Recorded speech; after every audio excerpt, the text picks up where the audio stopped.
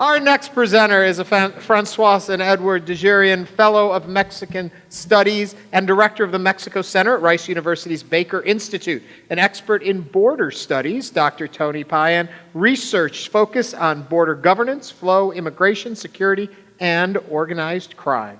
Let's see if he can take us beyond the borders of our understanding to a deeper and more nuanced look at the U.S.-Mexico border in 5 minutes or less. Please welcome Tony Payan.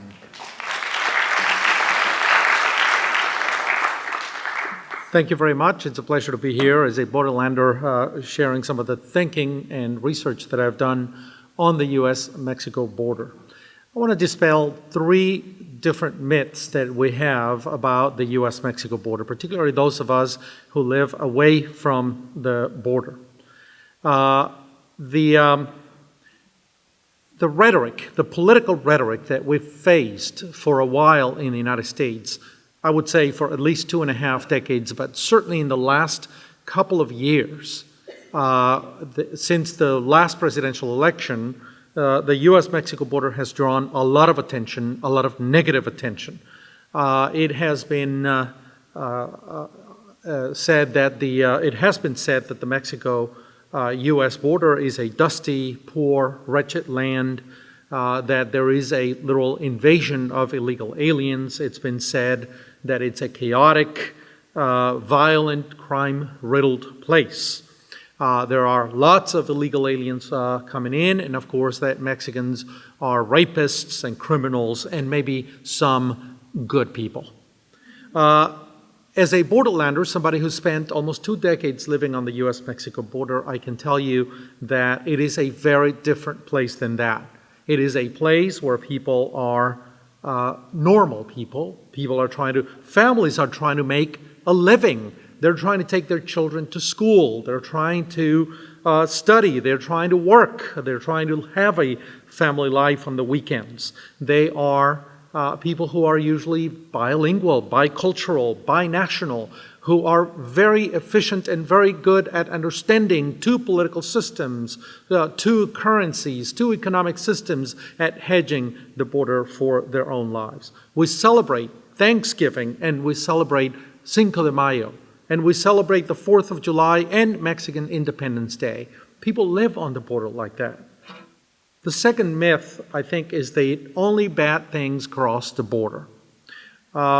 We've heard it all the time that criminals are coming across the border, that illegal aliens, that drugs are coming across the border. The president has advocated building a wall to stop all traffic, illegal goods and services and people and criminals coming across the border.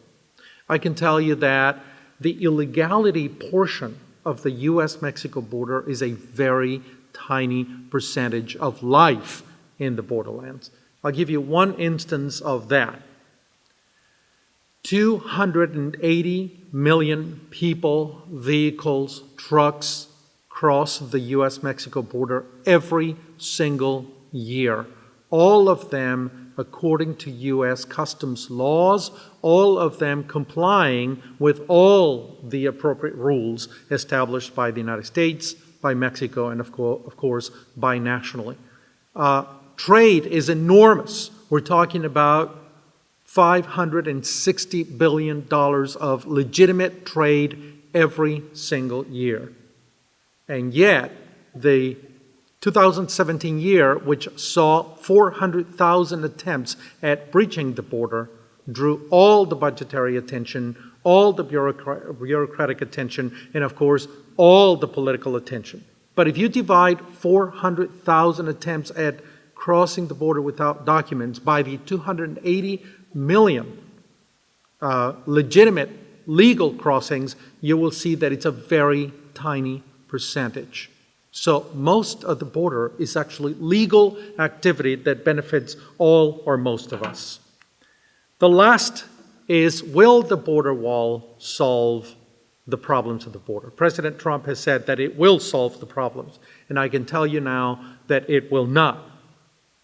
Most immigrants to the United States are now overstayed visas. Most undocumented migrants are overstayed visas, are Central Americans who are turning themselves to the Border Patrol instead of trying to cross the border illegally. And of course, the United States is now becoming a drug-producing country. There are now stories that marijuana, good, great marijuana grown in California, is now being smuggled into Mexico. The reality is that most drugs cross the border at ports of entry, and most undocumented people come with a visa and overstay or turn themselves in to the Border Patrol or to CBP agents. I don't believe that the wall will definitely solve all the problems of the border. I think it will be a waste of resources and goodwill. Thank you.